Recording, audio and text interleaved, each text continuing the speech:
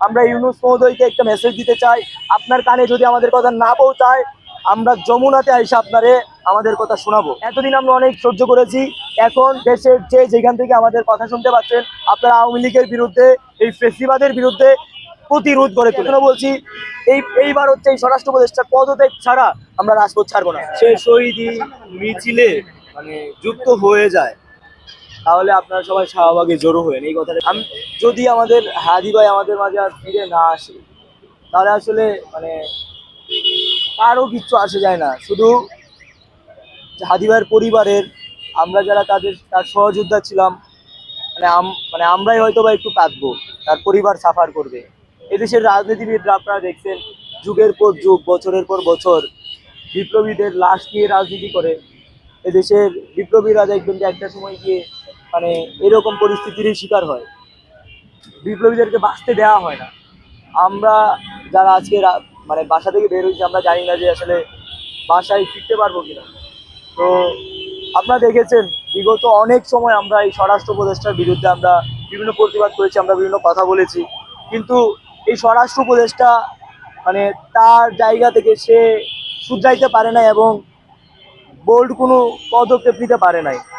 Devil hunt করেছিল, মানে কি জানি ওই ডেভিল হান্ট 1 না অপারেশন কি একটা চালু করছিল, তারপরে আবার দেখলাম যে এইটাকে ঢাকার জন্য সে আবার ডেভিল হান্ট 2 পরিচালনা করছে।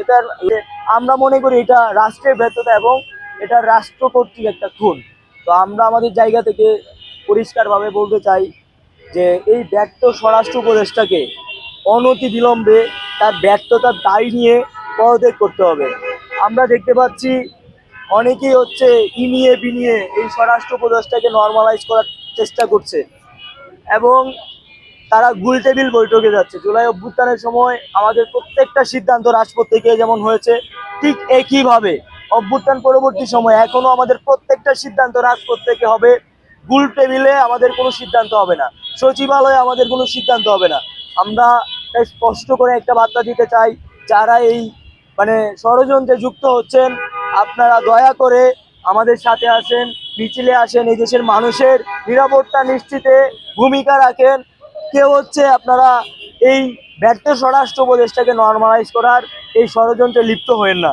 এদেশের মানুষের কথা চিন্তা করেন, আপনাদের সহযোদ্ধাদের কথা চিন্তা করেন, হাদি ভাইয়ের কথা অন্তত চিন্তা করেন, আমাদের রুমিয়াপুর কথা অন্তত চিন্তা করেন। চিন্তা করে হচ্ছে আমাদের সাথে মিছিলে সামিল হন, আমাদের সাথে আসার দরকার না, আপনারা আপনাদের মতো করে প্রতিবাদ করেন, কিন্তু এই স্বরাষ্ট্র উপদেষ্টাকে নর্মালাইজ করার ব্যর্থ চেষ্টা আপনারা করেন না। আমরা আগেও বলেছি, এখনো বলছি, এইবার হচ্ছে এই স্বরাষ্ট্র উপদেষ্টার পদত্যাগ ছাড়া আমরা রাজপথ ছাড়বো না। এই লাশের মিছিল আমরা দেখতে পাচ্ছি অভ্যুত্থানের পর থেকেও শুরু হয়েছে, এটা এখনো শেষ হয় না। আমাদের রুমি আপু পর্যন্ত এসে ঠেকেছে, আমরা জানি না এই লাশের মিছিল কখন শেষ হয়। আওয়ামী লীগের এই লাশের মিছিল তারা মানে কখন শেষ করে আমরা জানি না। তো আমরা আমাদের জায়গা থেকে স্পষ্ট বার্তা দিতে চাই, নয়তো নিজেদের নিরাপত্তা নিজেদেরকে নিশ্চিত করতে হবে।